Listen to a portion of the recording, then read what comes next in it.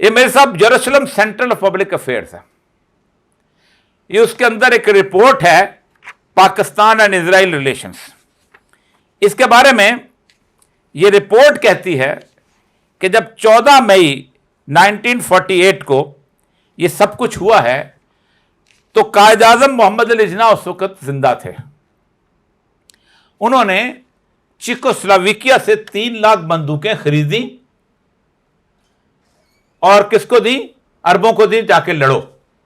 پاکستان اس وقت انفینسی میں تھا. یہ میں نہیں کہہ رہا، یروشلم کی رپورٹ کہہ رہی ہے. 3 لاکھ بندوقیں چیکوسلوواکیہ سے خرید کے عربوں کو دیں.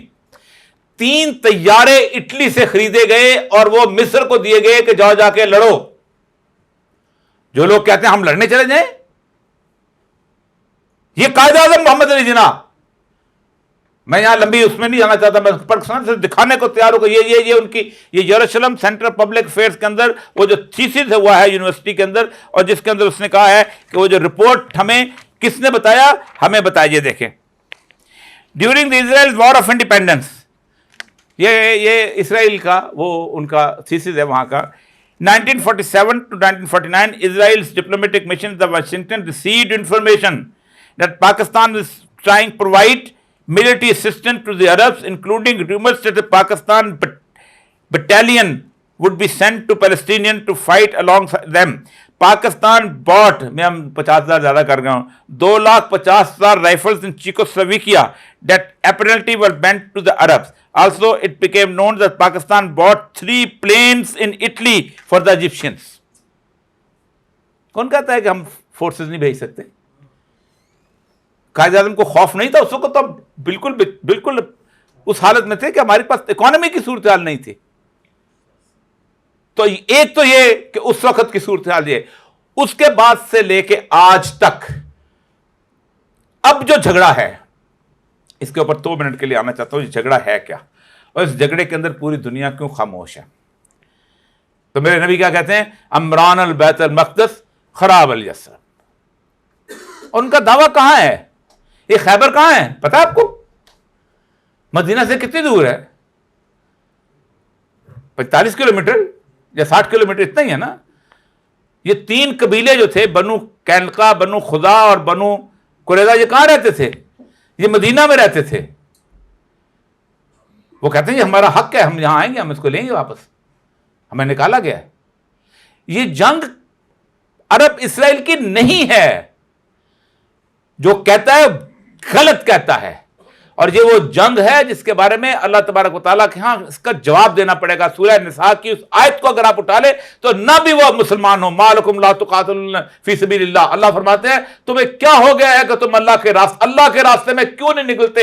ان لوگوں کے لیے مستضعفینہ جو بچارے کمزور ہیں، من رجال، جو مرد ہیں، بوڑھے ہیں، عورتیں ہیں، بچے ہیں. کیا کہتے ہیں وہ؟ ہذہ القریۃ الظالم، یہ ظالموں کی بستی ہے. اے اللہ ہمیں ان پہ سے نکال، کیا کر، اپنا کوئی مددگار بھیج، اپنا کوئی نصیر بھیج.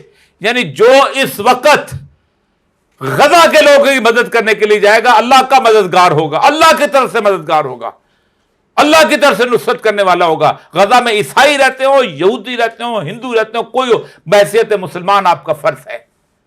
سورہ نساء میں کوئی تخصیص نہیں ہے. 75ویں آیت اٹھا کے دیجیے، کوئی تخصیص نہیں ہے کہ مسلمان، اور یہ تو مسلمان ہیں. اس وقت 25 لاکھ میں سے تقریباً 80,000 90,000 کے قریب شہید ہو چکے ہوئے ہیں.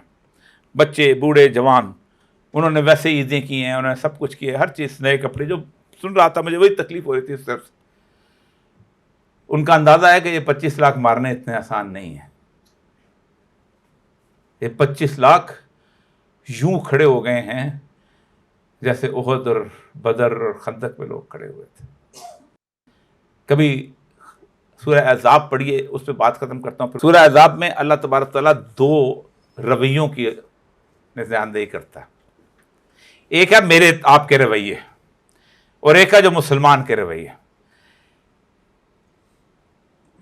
کوئی 17,000 کا لشکر تھا، پورا عرب اکٹھا تھا، اور they have come to genocide. ان کا بچے سمیت مار دو، فتنہ ختم کرو عرب سے. گھیرا ہو گیا تھا مدینے کا.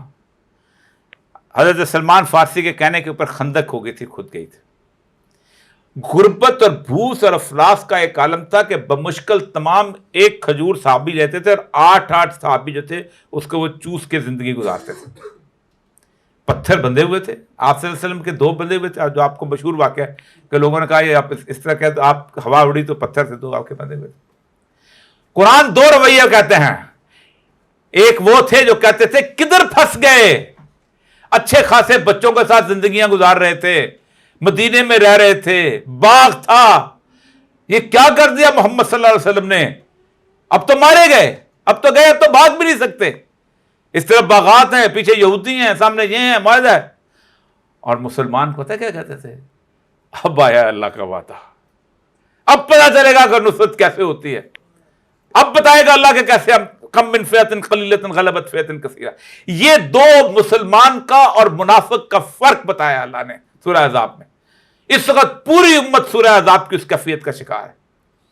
ایک ہے وہ جو کہتے ہیں آپ کو اسی شہر میں لوگ ملیں گے، پنگا کیوں لیا تھا اس نے، یہ نہیں ملتے آپ کو. 3 سال سے وہ لوگ روز بچوں کی لاشیں اٹھاتے آ رہے ہیں. کسی نے اس وقت کیا جب وہ پورے کا پورا انہوں نے اسٹیڈیم کی طرح پہاڑی کے اوپر بیٹھ کے، پورے اسرائیل نے وہاں سے بیٹھ کے جب بامبنگ کیے تھے 2021 کے اندر اور پورے غزہ کے اندر بامبنگ کی تھی، کبھی کسی نے کہا کہ یہ پنگا کون لے رہا ہے؟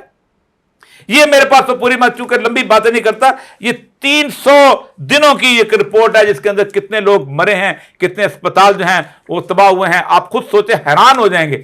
یعنی کتنے گھر تباہ ہوئے ہیں، صرف 300 دنوں کی رپورٹ ہے. سر رونگٹے کھڑے، ایک صفحہ ہستی پر ان کی کوئی جگہ موجود نہیں، کوئی خیموں میں رہ رہے ہیں. لیکن یہاں کہیں گے مجھے کیوں لیا تھا آپ نے، مجھے میرے ساتھ لڑنے والے موجود ہیں. جب اتنے طاقتور نہیں تھے تو لڑے. اللہ نے طاقتور کب کو ٹھیکہ لیا ہوا ہے کہ تم اس لیے نکلو گے. جب نبی کریم صلی اللہ علیہ وسلم بدر میں لے کے نکلے تھے تو 2 فیض درندی نے کیا خوبصورت کھینچا تھے، ان کے پاس 2 گھوڑے 6 زرہیں 8 شمشیریں، پلٹنے آئے تھے یہ لوگ دنیا بھر کی تقدیریں.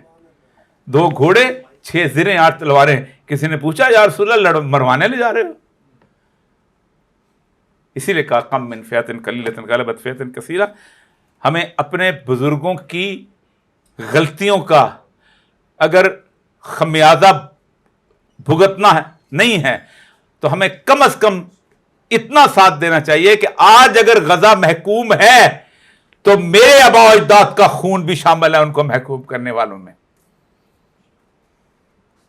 میرے آباء و اجداد کا خون بھی شامل ہے.